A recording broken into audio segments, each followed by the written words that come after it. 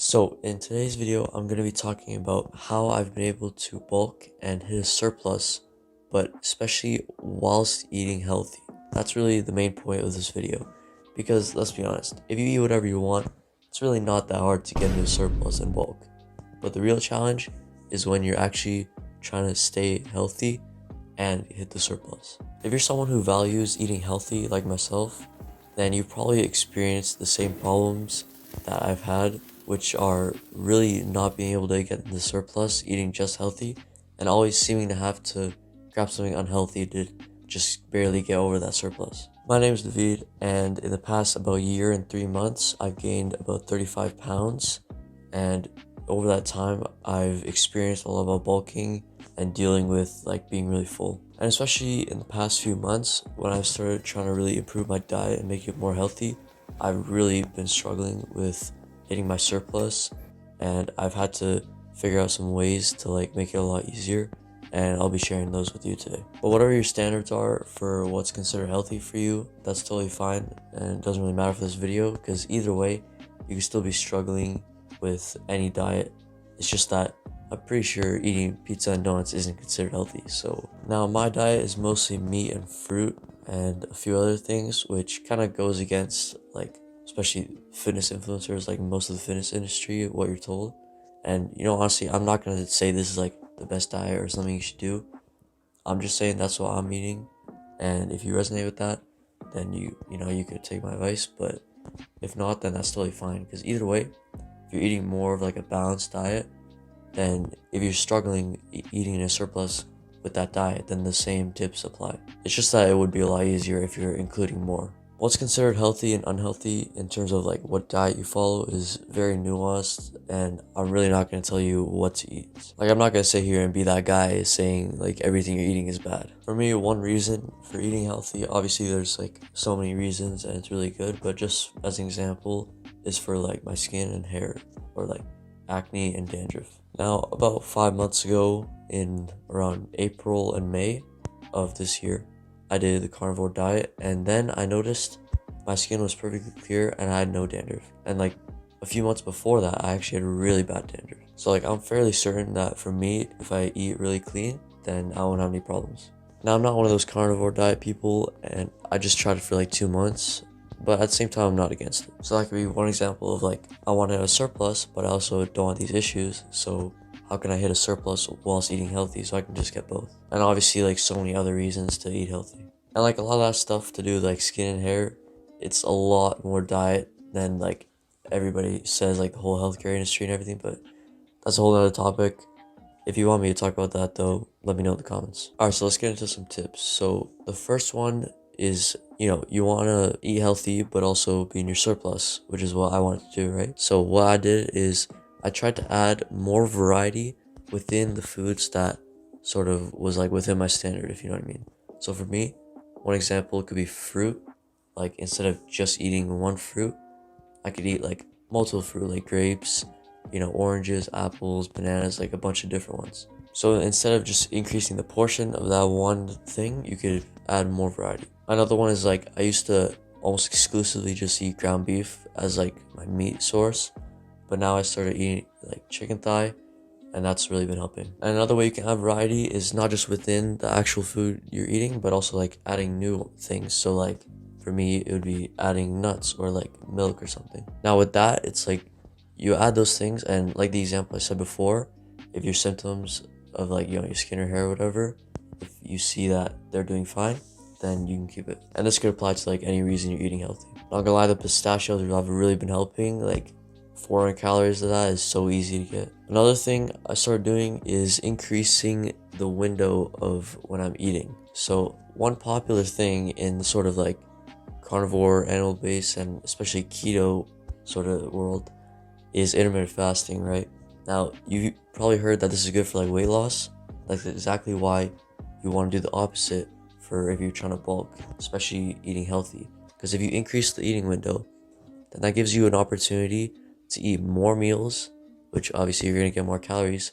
Or even if you just increase it by 1 hour, then what that's doing is it's allowing you to eat more in each meal, because since they're farther apart, you're gonna be more hungry. Now for me, like I like to have a sort of work period in the morning before I eat. I usually eat like about 2 hours after I wake up.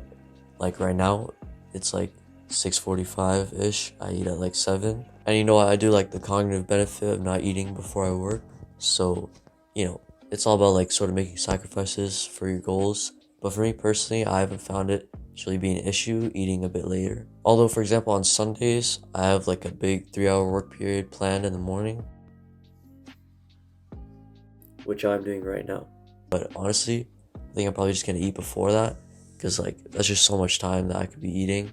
And if I don't eat during that and eat after, then I'm just gonna have to really cram everything into a smaller window. But you probably especially don't want to be doing like full-on intermittent fasting, or even like only eating 1 meal a day or 2 meals a day. Like, I mean, at least 3, preferably 4, or even more. You just gotta weigh up your priorities with that one. Like for me, I think it's worth it having this morning period because it doesn't affect it that much in terms of my surplus, but it does have a big effect on my work. And the next thing is tracking your calories. Now, obviously this is important because you have to know how much you're actually eating to know if you're in the surplus, right? Because like if you don't track anything, that's like, what's the point of this anyways? You could be already in the surplus and not even know. Or maybe you're really far from the surplus and you don't even know. Let me just say, before I started tracking my calories, like about a year ago, I was making no progress at all. And then after I started tracking that, I was consistently hitting my weight goals and bulking was really smooth. And this especially applies to if you're eating healthy. If you eat whatever you want, if you just eat pizza and donuts, then, maybe you don't need to track it because there's a pretty good chance you're in a surplus. I just made an entire video about that, explaining exactly how to track your calories in detail. I would definitely recommend to watch that. Alright, so the next thing I did, which I think was probably like a pretty big contributor to helping me hit my surplus, was actually just planning out for the day, like planning the meals and just like making an entire day of eating and seeing what's required in each meal so I can hit my surplus for the day. Basically what I did, and I think I have a picture of this I could put on the screen, but basically I just mapped out an entire day of eating, like how many calories do I need for the whole day, how many meals am I eating, and then how many calories in each meal, and what I need to eat in each meal to hit those calories. So let's just say, for example, I need 3,000 calories per day and I'm eating 3 meals, so that's 1,000 calories per meal, right? Now, before I did this, I was sort of like hitting, let's say 700 in the first meal, and then another 700 in the second meal, and then it would come to the end of the day and I would have like 1,600 calories left for the last meal.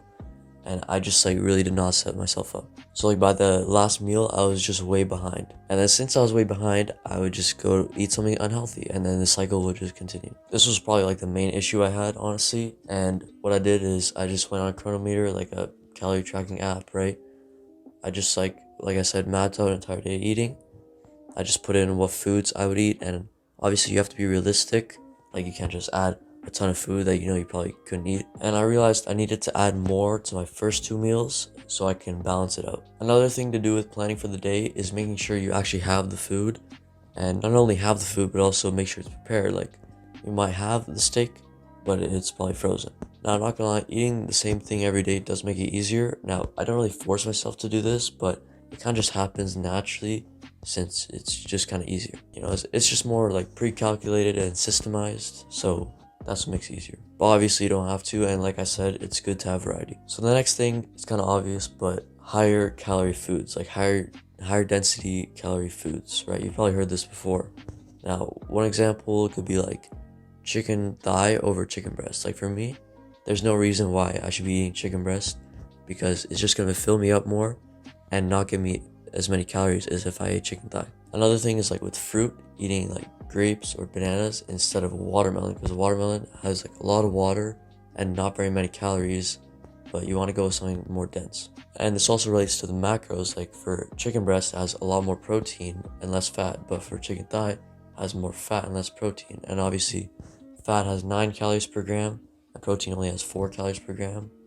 But also protein is the most like filling macronutrient. Another example is full fat milk or 3.5% over skim milk. Honestly, there's no reason why you should be drinking skim milk. I don't care who you are.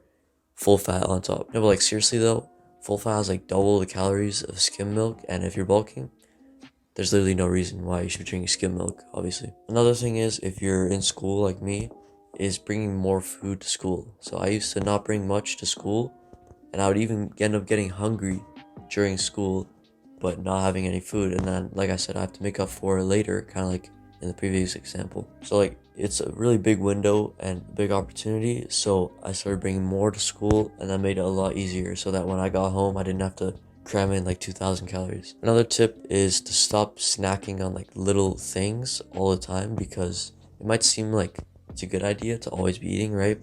But like, if you're constantly snacking on little things, then it's not really gonna add up that much, and also you're more likely to grab something unhealthy. For me, I prefer to like combine everything to make a meal and eat all at once, instead of just like standing in the pantry grabbing random things, which I am very guilty of myself. One last thing I'll say is that it is completely reasonable to hit a surplus while eating healthy. Like I said, when I was on the carnivore diet, right? Guess what? I was literally eating like 3,000 plus calories of just eggs and meat. Like, that's literally it. You would think if you're on carnivore, you're gonna be way under eating, right? Because it's usually known for like weight loss. But I still managed. And honestly, don't ask me how, because I have no clue. But yeah, I'm like not as hungry anymore right now. Maybe because I've been bulking for like the past year, but really do put an effort to eat healthy on your bulk. There's too many people saying to just like, eat whatever you want. Like, it's for the bulk, bro. Like, just come on, at least try. Like, it's completely reasonable. Stop making excuses for yourself. I used to do that a lot. Like, it's such an easy way to justify eating unhealthy, when the reality is it's very much possible to hit your surplus eating healthy. But anyways, a little bit about my progress. Right now I'm sitting at 125 pounds. And yeah, I know it's very light. And I'm aiming to hit 130 by the end of this year. And honestly, I'm just gonna do like 2 pounds per month for, I don't know, man, until I'm like 150 or something, like a long time probably. I mean, like, for the past year I've been bulking, right? And honestly, I haven't noticed much fat gain at all. So I think if it keeps staying like that, then like I could easily get to 150 and not even have to cut during that period. Oh, and also recently I kind of hurt my right shoulder. I think I like partially tore my rotator cuff or something. Like, the first day I could barely move it, but then after that, the next day it felt fine. Like, it's so weird. It recovered so quick. So like, I only had to take about a week or two off the gym. Also, let me know if you want me to talk about more like my journey, like what's going on with me. Honestly, like right now I'm really just trying to figure out what type of content to put out. But anyways, that's all I have to say for this one, and I hope you can start eating more now. So yeah, I'll see you in the next one.